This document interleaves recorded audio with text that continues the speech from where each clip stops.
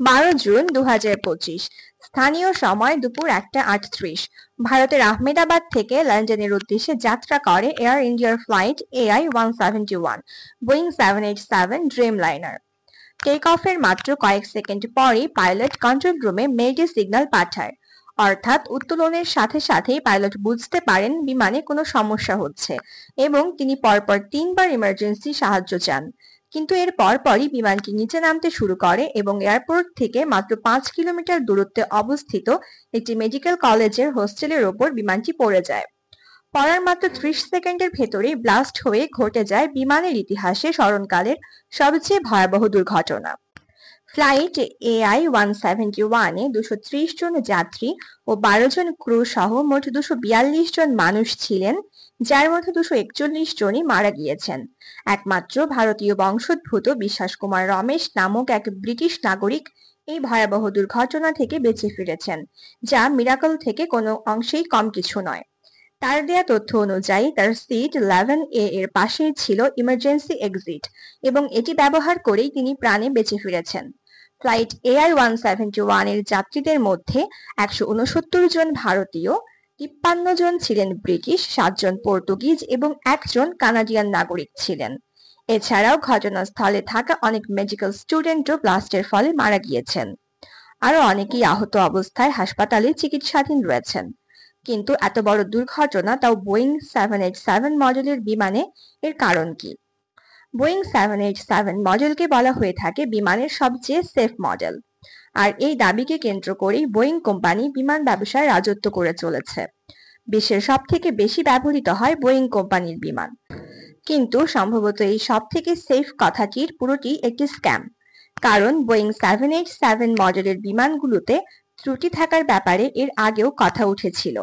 মাত্র কয়েক মাস আগে 10 জানুয়ারি 2025 কাতার থেকে বোয়িং 787 মডেলের একটি বিমান ডেনমার্কের দিকে যাত্রা করে, কিন্তু টেক অফের কিছুক্ষণ পরেই বিমানটি হঠাৎই 1825 ফিট উচ্চতা থেকে 825 ফিটে নেমে আসে, অর্থাৎ 1000 ফিট উচ্চতা কমে যায়।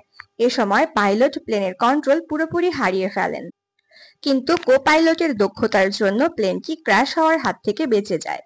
পরবর্তীতে এর জন্য বোয়িং 787 এর মডেলের ত্রুটিকে দায়ী করা হলে বোয়িং কোম্পানি পুরো দোষ পাইলটের অনভিজ্ঞতার উপর চাপিয়ে দেয়।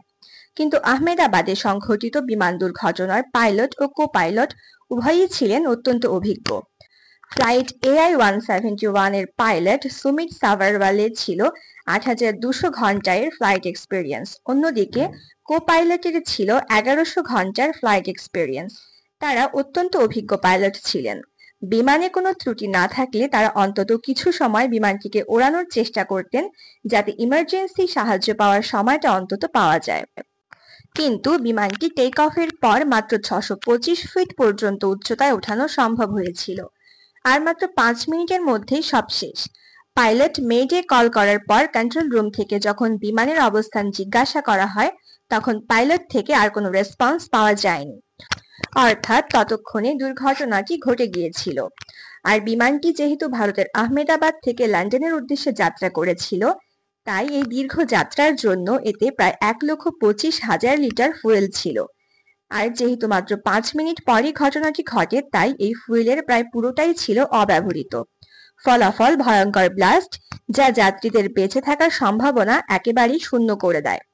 এই দুর্ঘটনার আগে বিমানটি যখন লন্ডন থেকে আহমেদাবাদে আসে, সেই ফ্লাইটে থাকা এক যাত্রী বলেছেন তাদের ফ্লাইটেও কিছু যান্ত্রিক ত্রুটি প্রকাশ পেয়েছিল। তারপরও তাহলে কেন এই ফ্লাইটটি পরিচালনা করা হয়েছিল, তা কেবল এয়ার ইন্ডিয়াই বলতে পারবে। আর ঘটনাস্থল থেকে বিমানের ব্ল্যাক বক্স উদ্ধার করা হয়েছে। এই ব্ল্যাক বক্স এমন একটি ডিভাইস যেখানে বিমানের সকল তথ্য সংগৃহীত থাকে। এই ব্ল্যাক বক্স রিপেয়ার করার পরই দুর্ঘটনার প্রকৃত কারণ জানা সম্ভব। এখন দেখার বিষয় ব্ল্যাক বক্স কি বলে, আর সত্যিই যদি বিমানের যান্ত্রিক ত্রুটির সত্যতা প্রমাণিত হয়, তাহলে বোয়িং কোম্পানি এটিকে ঠিক কিভাবে এক্সপ্লেইন করবে।